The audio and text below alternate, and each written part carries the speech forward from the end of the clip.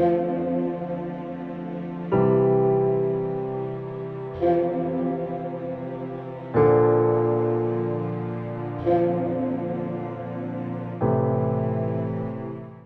لیے آج کی تلاوت رسولوں کے اعمال کی کتاب اس کا 11واں باب 21ویں سے 26ویں آیت اور پھر 13ویں باب کی پہلی 3 آیات۔ اور خداوند کا ہاتھ ان کے ساتھ تھا، اور بہت سے لوگ ایمان لا کر خداوند کی طرف رجوع ہوئے۔ ان باتوں کی خبر یروشلم کی کلیسیا کے کانوں تک پہنچی، اور انہوں نے برناباس کو انطاکیہ بھیجا۔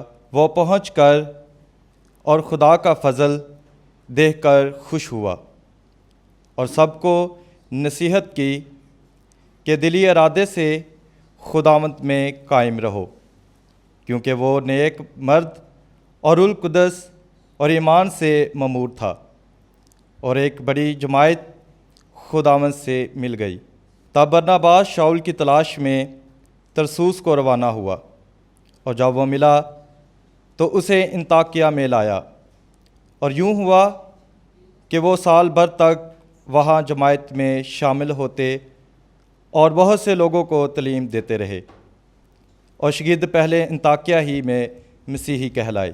اور انطاکیہ کی کلیسیا کے متعلقہ نبی اور معلم یہ تھے: برناباس اور شمعون جسے کالا کہتے ہیں، اور لوکیس کیروانی، اور مخیم جو رئیس روار ہیرودیس کے ساتھ پلا تھا، اور شاؤل۔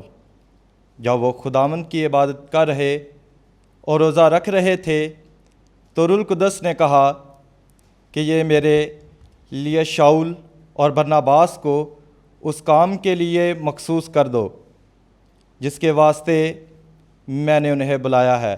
تب انہوں نے روزہ رکھ کر اور دعا کر کے ان پر ہاتھ رکھے اور انہیں رخصت کر دیا۔